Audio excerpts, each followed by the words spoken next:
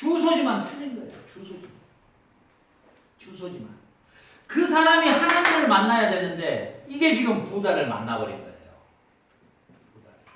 이 차이점이에요. 그러니 그 사람이 다시 돌아오도록 주소를 다시 가르쳐야 될 임무가 바로 그게 전도고 그게 선교인 거예요.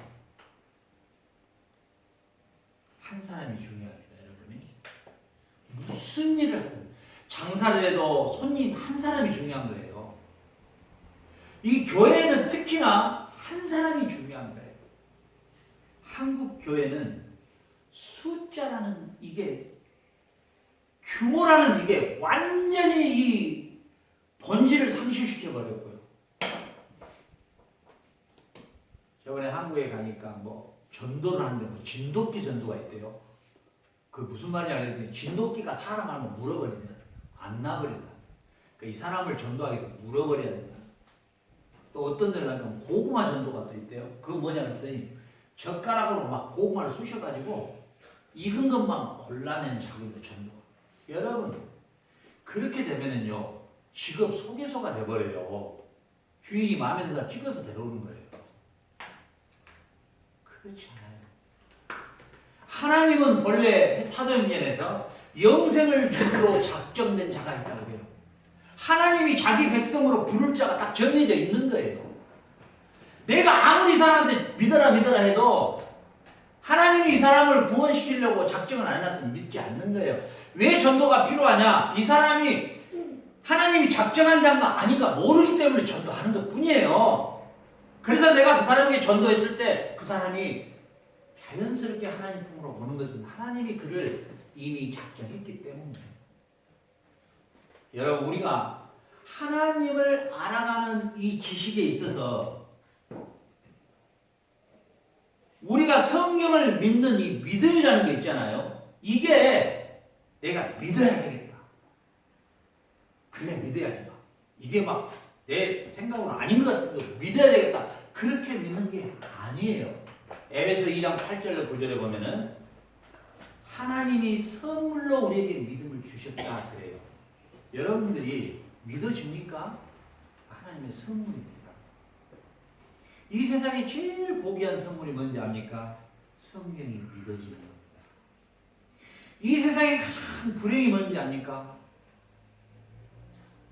마하트마 간디가요 성경을 다 읽고 마지막 한마디를 했습니다. 성경 중에서 마태복음 5장 산상수훈 심령이 가난한 자 복이 있나니 이 구절은 종교를 초월하여 세계 사람이 읽어야 될 삶의 규범이다. 이렇게까지 말했지만 예수를 그리스도로 영접하지 않습니다. 왜 그럴까요? 그에게 선물이 임하지 않는 것이에요. 그러나 무식하고 못 배우고 그 당시에 제일 정말로 여자로서는 완전히 여자 취급을 받을 수 없는 남편이 5이나 있었던 그 여자가 예수님을 만나고 당신이 메시아입니다. 이 고백을 하게 되죠. 그게 선물입니다. 인생 더럽게 살다가 가장 처참한 십자가에 달린 강도가 주여 오늘 주님이 낙원에 있을 때 저도 좀 데려가십시오. 믿음이 선물로 임한 겁니다. 이 믿음이 선물로 우리에게 임함 이것이 가장 소중한 우리 삶의 선물입니다. 우리가 과학을 통해서 어떤 철학을 통해서도 우리는 절대 성경을 믿을 수가 없습니다. 오직 선물로만 믿을 수가 있는 것입니다. 그리고 우리 인간만이 하나님을 알도록 우리를 창조하셨습니다. 다른 피조 세계는 하나님을 알 수 없습니다. 우리 인간에게만 그게 바로 하나님의 형상이요 하나님의 모양인 것입니다. 여러분 오늘 이 시간을 통해서요 저와 여러분이 이제 오늘 욥기서에서 이렇게 기록해놨습니다. 그 지혜가 어디로부터 온 것인가? 자, 지혜, 지식 다릅니다. 단어가 지혜는 내가 공부해서 얻은 게 아닙니다. 하나님이 우리에게 주신 선물입니다. 여러분, 이 건물을 지금 1년 동안 공사를 했는데요. 거의 1년 동안. 자, 우리 공사를 함께 했던 우리 바울이라는 청년이요. 24살입니다. 근데 그 청년은 공학을 공부한 적도 없고, 토목과를 공부한 적도 없고, 건축학과를 공부한 적도 없습니다. 그리고 이 도면을 지금도 언제 본 적도 없는 청년입니다.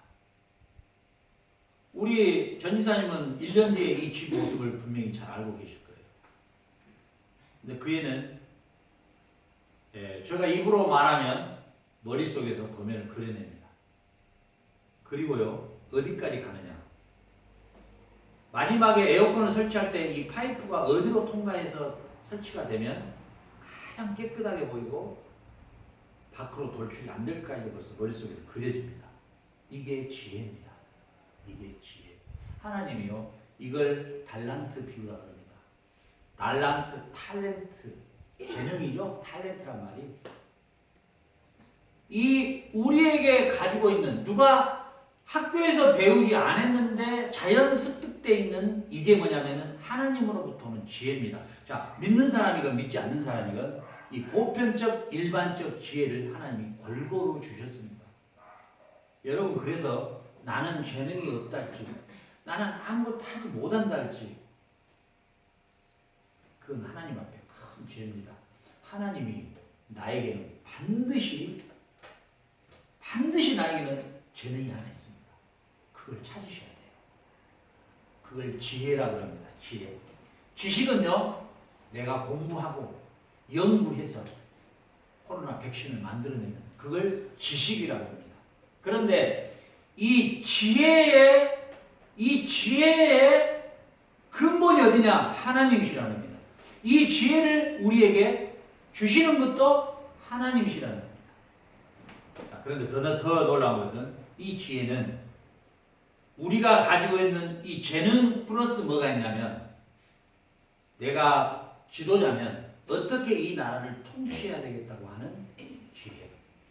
내가 가정주부로서 어떻게 자녀를 양육해야 할 것인가라는 지혜.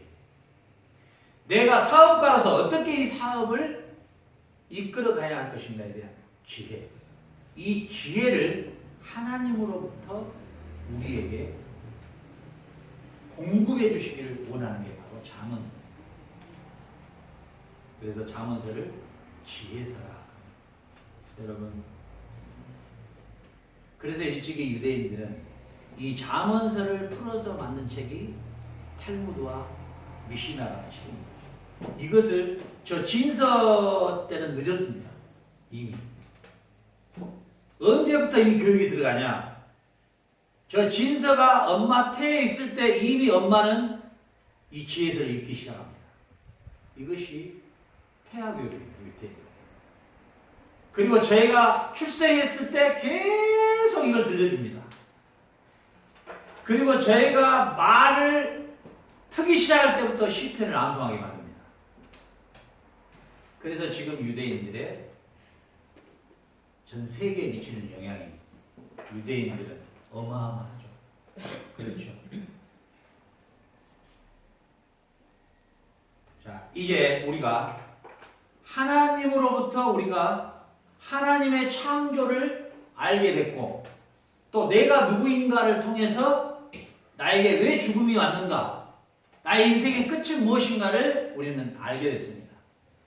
근데 지금부터는 우리 잠언서를 통해서도 몇 가지만, 왜 이토록 잠언서가 우리 진서에게 중요한가, 왜 이토록 잠언서가 우리 진아에게 필요한가, 또한 왜 우리에게 이 잠언서가 그토록 귀한 것인가, 왜? 하나님의 지혜를 기록해라.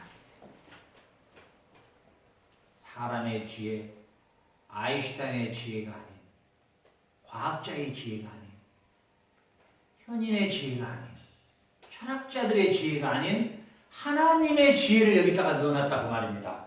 이걸 읽고 또 읽고 또 읽고 또 읽으면 나의 삶의 모든 문제의 답을 여기서 다 찾아낼 수가 있다는 것입니다. 이것이 바로 유대인들의 상술이 이 잠언에서 또 나옵니다. 전 세계 상권은 유대인이 한번 확 휩쓸고 다 돈을 벌어서 떠나면 그 다음에 중국인이 확 들어와서 또 확 갖고 떠납니다. 그 다음에 나머지 한국인이 또 들어와서. 그래서 우리 한국 코리아 타운이 3위죠. 3위. 항상 이 꼴찌를 면치 못해요. 뭐 때문에? 머리도 비상하고 아주 귀하게. 근데 유일하게 유태인을 청과시장에서 물리친 한국인이 나왔습니다. 어떻게 나왔느냐? 매출이 유대인을 따라갈 수가 없는데 유일하게 그 매출을 뛰어넘는 한국인이 있습니다. 자기 친척 10명이 24시간 과일 가게를 돌렸습니다. 유대인은 안식일날 문을 닫아야 되거든. 얼마나 지독한 한국인인데 모든 형제들을 끌어다가 24시간을 돌려버려요. 청과사게.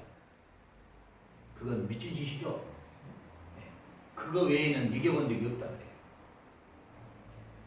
저와 여러분이 일주일에 한 번 저하고 만나서 신앙이 성장될 거라고 기대도 하지 마세요. 그건 불가능합니다. 여러분, 우리가 한 끼 먹고 어떻게 삽니까? 일주일에 한 끼 먹고. 여러분이 일주일에 저하고 단 한 번 신앙생활 한 걸로 신앙에 기대하지 마세요. 절대 신앙은 잘하지 않습니다. 여러분. 이제는 뭐예요? 비대면 예배를 여러분이 매일 드려야 됩니다. 집에서. 이번 주는 잠언으로 드리세요. 제가 꿀팁만 몇 가지 줄 테니까. 이 잠언서 안에 모든 것이 들어있습니다. 하나님의 지혜가.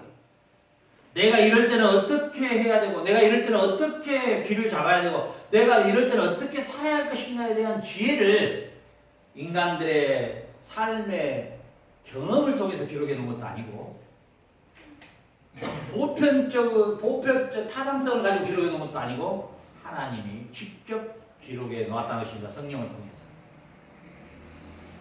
자, 우리 잠언서 2장 먼저 봅시다.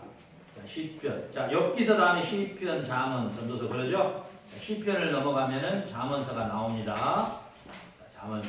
오늘은 여러분 꿀팁입니다. 그래서 여러분들이 이제 가정에서, 직장에서, 모든 공간에서 이 잠언서를 일주일 내내 여러분들이 또 읽고 또 읽고 또 읽고 궁금한 부분만 저에게 카톡으로 아니면 메모를 해서 저에게 물어보면 됩니다. 잠언서 2장 6절 보세요. 잠언서 2장 6절. 대저 여호와는 지혜를 주시며 지식과 명철을 그 입에서 내시며.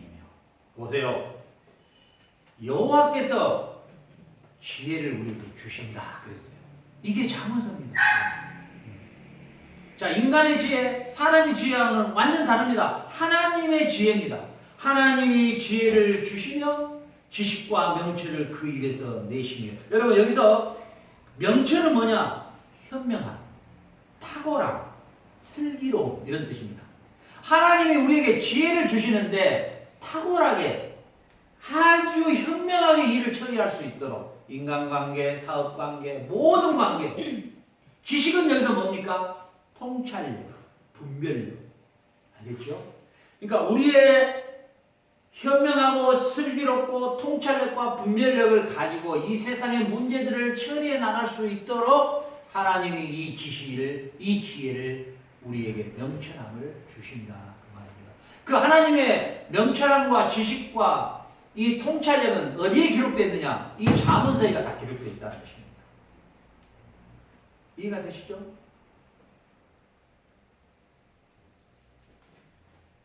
우리 9장 1절 봐봅시다. 9장, 잠언서 9장 1절. 9장 1절. 9장 1절. 잠언서 9장 1절. 같이 한번 한 목소리 합동 시작. 지혜가 그 집을 짓고 일곱 기둥을 다듬고. 여러분, 지금 우리 끝에 있는 저 집을 지을 때요, 지금 쇠 기둥이 몇 개가 들어갔냐면요, 거의 한 8개 들어갔습니다. 쇠 기둥이. 그 기둥을 세우고 나서 마지막 저 옥상이 만들어진 겁니다. 만약에 저 기둥이 없이 저 옥상을 기대할 수가 없습니다. 무슨 말이냐면 하나님의 지혜가 아니면, 기둥이 아니면 집을 지을 수 없듯이 이 땅에 살아갈 동안에 하나님이 주신 지혜로 살지 않으면 만들어질 게 하나도 없다는 것입니다. 물질도 명예도 부도 어떤 것도 만들어지지 못하는 사상조각, 모래 위에 집이 지어진 것 같다 그 말입니다.